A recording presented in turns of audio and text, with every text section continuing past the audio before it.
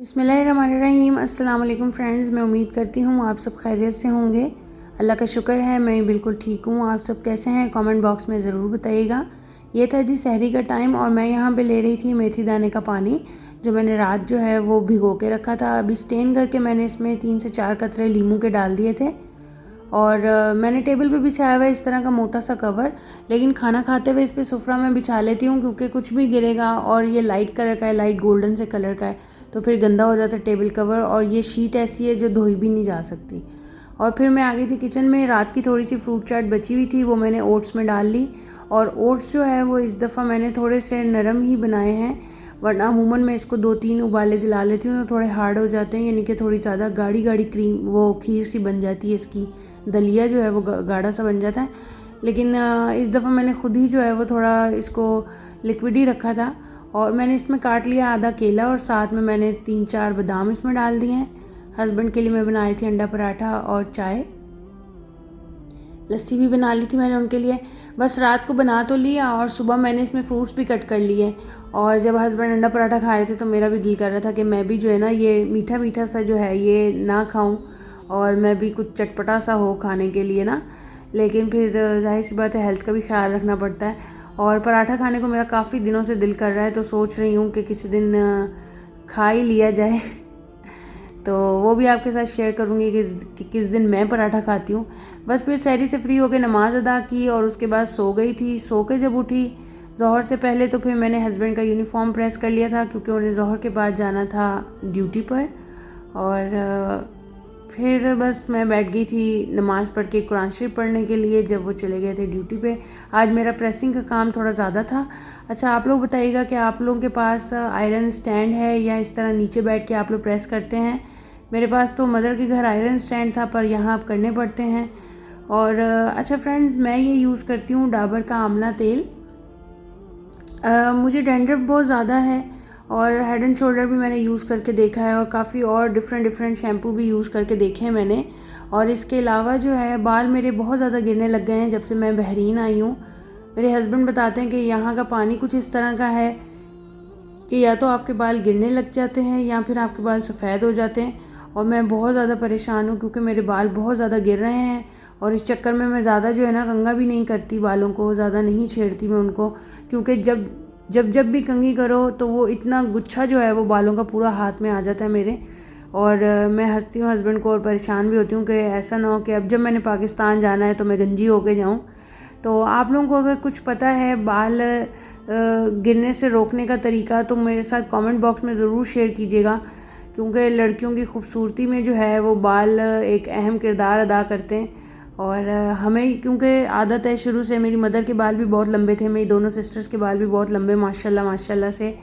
और मेरे अब गिर रहे हैं बाल तो मुझे बहुत फ़िक्र होती है कि ऐसा ना हो ये पतले हो जाएं, कम हो जाएं। और आजकल आगे आगे तो केमिकल्स भी इस तरह के हैं शैम्पू में, और ऑयल वगैरह यूज़ तो हम कर लेते हैं लेकिन पता नहीं ये कितना असर करते हैं कितना नहीं।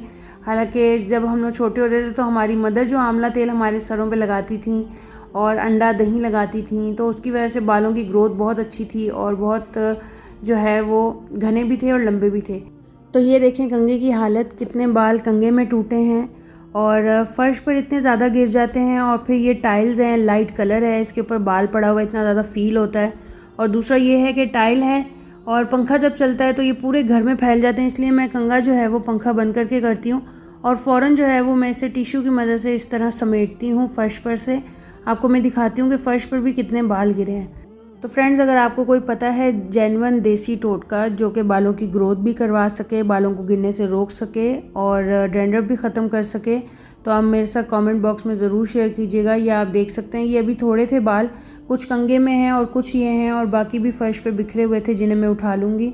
इसलिए जो है वो मैं कंघा करने के बाद ही झाड़ू लगाती हूँ, क्योंकि छोटे छोटे बाल हैं अगर घर में बिखरे हों, पंखा चलता है उसकी वजह से बिखर जाते हैं, इधर उधर दूसरे रूम्स में चल जाते हैं, तो वो अच्छा बिल्कुल नहीं लगता। एक तो फ़र्श का कलर जो है वो भी लाइट है और दूसरा वैसे भी अच्छा नहीं लगता। हालांकि कचरा मेरे घर में इतना नहीं होता क्योंकि हम 2 लोग हैं और हस्बैंड भी ज़्यादातर ड्यूटी पे होते हैं, तो फिर भी बस बालों के वहम से जो है ना मैं झाड़ू ज़रूर लगाती हूँ डेली। पोछा जो है वो मैं एक दिन छोड़ के एक दिन भी लगा लेती हूँ, कभी कभी डेली भी लगा लेती हूँ। और यहाँ मैं आपको दिखाई थी कि कुछ भी मिट्टी नहीं थी। बस ये होता है कि उन बालों की वजह से और बाहर से हस्बैंड आते हैं चप्पल लेके, थोड़ी बहुत मिट्टी वगैरह आ जाती है, उस वजह से मैं लगा रही हूँ, वरना आप देख लें झाड़ू के साथ कुछ भी नहीं आ रहा। और मैं तो ये चप्पल जो है घर में ही इस्तेमाल करती हूँ, जिससे मैं बाहर लेके जाती नहीं हूँ, इसलिए ये घर में पहनने वाली ही चप्पल है। फिर मैंने अगेन लगा ली थी प्रेस, क्योंकि हस्बैंड के जो है वो मैं शलवार कमीज़ प्रेस कर लूँगी। मैं क्या करती हूँ कि मैं वॉश कर लेती हूँ उनके कपड़े, और फिर जो है वो मैं एक साथ ही 4-4 5-5 सूट जो है वो मैं उनके प्रेस करके रख देती हूँ। वैसे तो उन्हें ज़्यादा मौका नहीं मिलता शलवार कमीज़ पहनने का, लेकिन यह है कि अभी रमज़ान भी है और जुम्मे वाले दिन भी जब वो घर पर होते हैं तो लाजमी शलवार कमीज़ पहनते हैं। अदरवाइज़ जब कभी घर पर होते हैं तो ट्राउज़र शर्ट भी पहन लेते हैं। और इसी तरह मैं करती थी अपनी मदर के घर भी, अपने फादर के और अपने भाई के जो है वो मैं कपड़े इसी तरह प्रेस करके रख देती थी, ताकि ना हमें टेंशन हो ना उन्हें टेंशन हो। कभी बंदे को इमरजेंसी कहीं जाना पड़ता है, या कभी आप ख़ुद बिज़ी हो किचन के काम में, या कोई गेस्ट आ गया और उस टाइम पे ये नहीं होता कि आपको ये परेशानी हो कि कपड़े तो हमारे प्रेस नहीं है, क्या पहने। तो इसीलिए जो भी देख रही हैं वीडियोस, आप लोग भी यही रूटीन अपनाया करें। इससे आप लोगों के ख़ुद के काम जो हैं वही आसान होते हैं, क्योंकि ये काम हमें ही करने होते हैं, घर की औरतों के काम हैं और उन्हीं पर अच्छे लगते हैं। और अगर हम कर लेंगे तो हमारे लिए आसानी होती है, बजाय इसके कि हम किसी और काम में बिज़ी हैं और उधर से भाई ने या अब्बू ने या हस्बैंड ने आवाज़ मार दी कि हमें जो है हमारा सूट इस्त्री कर दें, वो इस्त्री नहीं है, तो हम वो काम भी छोड़ेंगे, यहाँ पे भी काम आके करेंगे, तो वो अपने लिए एक परेशानी हम लोग जो है वो बना लेते हैं। और फिर जी हो गए थे कपड़े प्रेस, तो मैं इन्हें हैंग कर दूँगी। तो बस इसी तरह छोटे छोटे कामों को अगर हम लोग उनके वक्त पर कर लें तो हमारे लिए रूटीन मैनेज करना बहुत ही ज़्यादा ईजी हो जाता है, और रेस्ट का भी काफ़ी टाइम मिल जाता है। बस उसके बाद आ गई थी मैं किचन में अफ्तारी प्रिपेयर करने, क्योंकि मैं अकेली थी, तो बस मैंने अपने लिए थोड़ी सी फ्रूट चाट कट कर ली, 2 स्लाइस ब्रेड के लिए। और ये मेरे पास पड़ा हुआ था श्रेडेड चिकन, इसके अंदर चिकन था और थोड़ी सी चीज़ थी। ये मैंने पेरी बाइट्स जब फिल की थी फ्रीज़ करने के लिए, ये उसमें से बचा था, तो मैंने इसको भी फ्रीज़ किया हुआ था।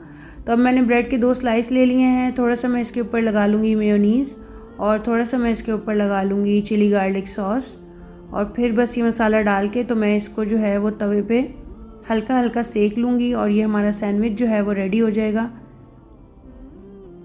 क्योंकि दिल कर रहा था मेरा कुछ चटपटा खाने को, कुछ नमकीन खाने को, तो मैंने सोचा कि इससे अच्छा कि ना हेल्दी ऑप्शन की तरफ जाया जाए, तो ब्राउन ब्रेड का जो है वो सैंडविच बना लिया जाए, ये ज़्यादा बेस्ट है।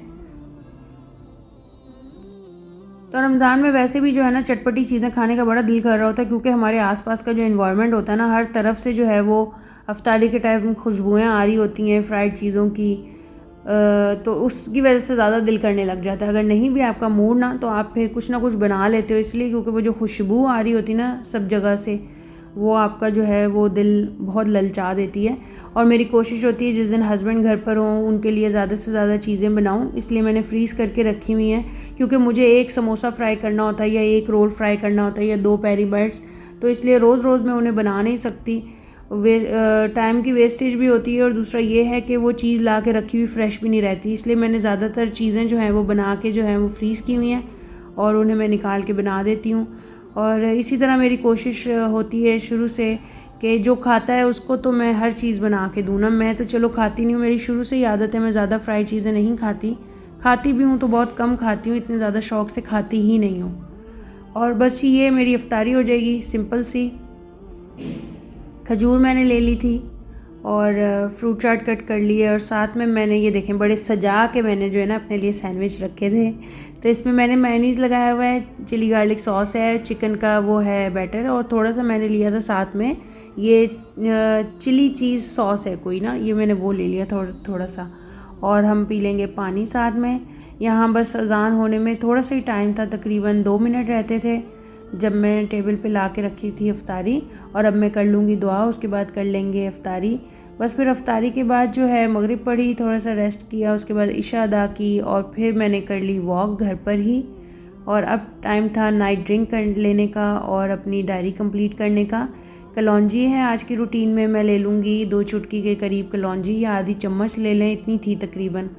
और यहाँ मैं सुबह के लिए जो है वो सोक कर लूँगी सौंफ, ये आधी चम्मच के करीब सौंफ है, इसे मैं भिगो के रख दूँगी और सुबह में स्टेन करके इसे मैं ले लूँगी।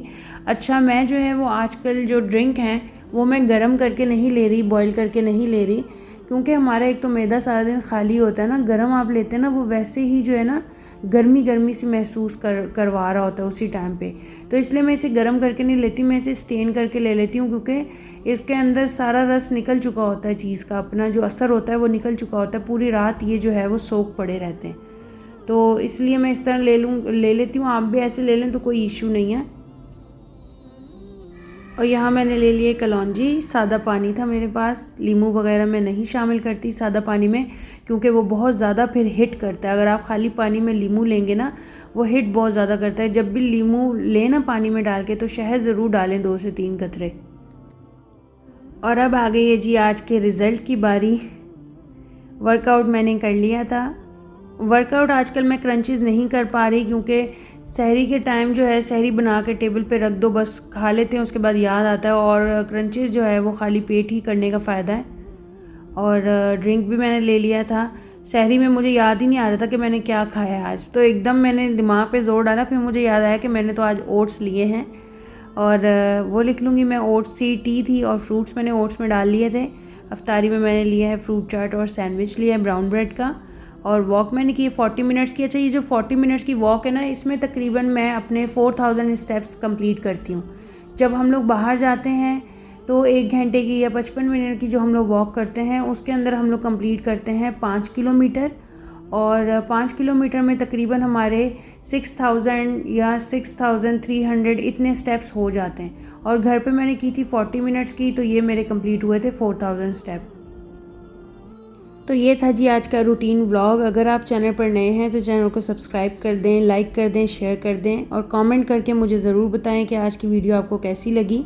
मिलेंगे एक नई वीडियो के साथ। Till then take care, thanks for watching, अल्लाह हाफिज़।